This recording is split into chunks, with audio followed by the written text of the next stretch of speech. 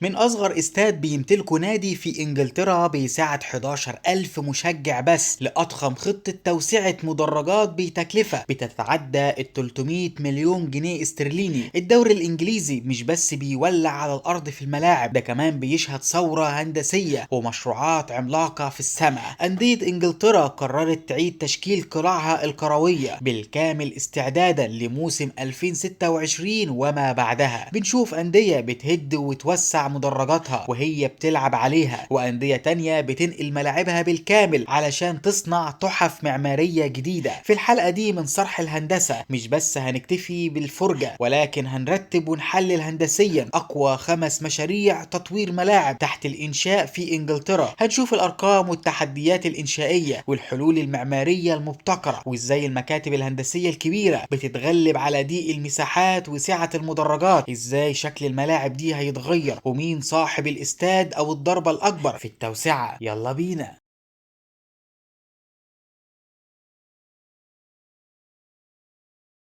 بدايتنا من أصغر ملعب في القايمة، ملعب فيتاليتي أو دين كورت معقل نادي بورنموث. من سنة 1910 الملعب بسعته الحالية اللي واقفة عند 11,300 متفرج بس بيعتبر الأصغر بسبب قيود المساحة في موقع الحديقة المحيطة بيه. لكن بعد ما النادي استرد ملكيته بالكامل بدأ رسميا في يونيو 2026 مشروع التوسعة الشامل بتكلفة 118 مليون دولار أمريكي، اللي هترفع السعة إلى 20,200 متفرج. الخطة الهندسية بتعتمد على إزالة المدرج الجنوبي المؤقت وبناء مدرج دائم جديد تماما بسعة 7,000 مقعد علشان يكون أعلى نقطة في الاستاد، مع توسعة المدرجات الشمالية والشرقية، وكمان إضافة مدرجات في الزوايا وتحديث مناطق الضيافة ومكتب التذاكر. والتحدي الإنشائي هنا هو استمرار خوض المباريات أثناء التنفيذ تمهيدا للتسليم في صيف 27 قبل انطلاق موسم 27 و 28. ملعب لوتون تاون الملقب بصانع القبعات اللي أخيرا بيودع ملعبه التاريخي الضيق ذو ال 12,000 مقعد المحاط بالمباني السكنية علشان يبدأ ملعب جديد بالكامل باور كورت في قلب المدينة على أرض صناعية كانت محطة كهرباء قديمة. المشروع دخل مرحلة التنفيذ الفعلي في يناير 26 بتكلفة 100 مليون جنيه استرليني وتحت إشراف شركة ليماك التركية، والمقرر افتتاحه قبل بداية موسم 28-29. لو فاكر طبعا سمعت اسم شركة ليماك ده فين قبل كده اكتب لي في التعليقات. الملعب الجديد هيستوعب 25,000 متفرج بتصميم عصري مدمج بواجهات طوب وألواح نحاسية ذهبية، لكن اللمسة المعمارية الأبرز هي الهيكل الصلب المعلق فوق السطح على شكل هالة بترمز للقضبعة التاريخية لشعار النادي وبتوفر إضاءة مثالية للملعب، ده غير تحويل المنطقة المحيطة بالكامل لمجمع تجاري وسكني متكامل.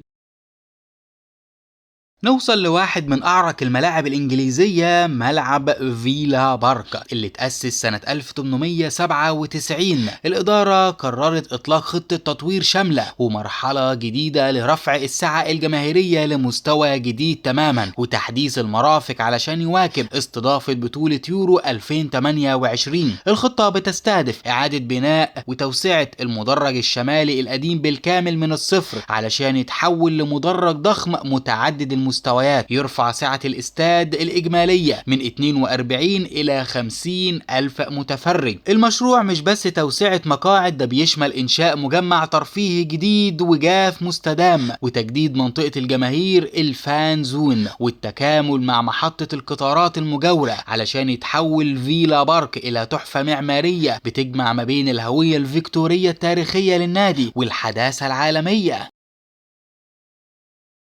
ونروح لملعب ايلاند رود مع ليدز يونايتد. من سنة 1919 الملعب بيسعته الحالية 37 ألف متفرج، فضلا عن قائمة انتظار تذاكر بتتعدى ال 26 ألف مشجع. التحول بدأ بعد استحواذ مجموعة انتربرايسز واسترداد ملكية الملعب، واللي كشفت عن خطة اللي هترفع السعة ل 53 ألف متفرج علشان الملعب يدخل قائمة أكبر 10 ملاعب في انجلترا. والتنفيذ متقسم على مرحلتين بذكاء لاستمرار الماتشات. المرحلة الأولى إعادة بناء المدرج الغربي التاريخي وتحويله لهيكل ضخم من 3 مستويات. الأعمال التمهيدية بدأت في مايو 2026 ومتوقع إنها تنتهي في أواخر 2028. المرحلة الثانية توسعة المدرج الشمالي لمستويين، يبدأ العمل في أوائل 2029 وينتهي بنهاية 2030. ونوصل لأكبر القلاع الهندسية في قائمتنا، ملعب الاتحاد قلعة مانشستر سيتي، اللي تحول من مجرد استعراض لألعاب الكومونوليس لواحد من أحدث وأكبر الملاعب في أوروبا. الحكاية بدأت في ربيع سنة 2013 لما إدارة السيتي قررت توسعة الملعب، وكانت الخطط بتستهدف المدرجات خلف المرمى بتصميم من استوديو بوبلوس الشهير. وفي 2014 بدأ الشغل في المدرج الجنوبي واكتمل قبل بداية موسم 16 و15، وكانت النتيجة بناء المستوى الثالث وتزويد السعة ب 6250 مقعد جديد. أما المدرج الشمالي فرجعت له الحياة في نهاية 22 وبدأ الهدم والبناء الفعلي في 23. والمفاجأة إن المدرج الجديد اللي اتسمى باسم مدرج بيب جوارديولا اتفتح في المباراة النهائية لموسم 25 و26. المشروع كله هيخلص قبل نهاية 2026. السيتي ما اكتفاش بتوسعة المدرج، والتكلفة نطت ل 300 مليون جنيه استرليني عشان المشروع بقى بيشمل منطقة ترفيهية ومنطقة جماهير مغطاة بتشيل 3000 شخص، ومجمع وميدان ميديلوك اللي فيه مطاعم ومتحف ومتجر جديد وفندق ضخم بسعة 400 سرير.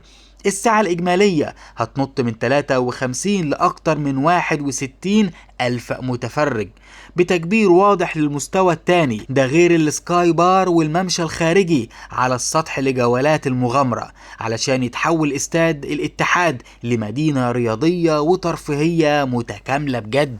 ولهنا نكون وصلنا لنهاية جولة النهاردة بين أضخم 5 مشاريع لتطوير وإنشاء الملاعب تحت الإنشاء حاليا في إنجلترا. قول لي رأيك في التعليقات، أنهي تصميم ملعب شايفه الأجمل معماريا، وهل تتوقع الملاعب دي هتغير شكل المنافسة في إنجلترا ولا لأ؟ لو عجبك فيديو النهاردة ما تنساش دعمك وتشجيعك لينا باللايك والاشتراك في القناة علشان يوصلك كل جديد من قناتنا. شكرا لمتابعتكم وسلام.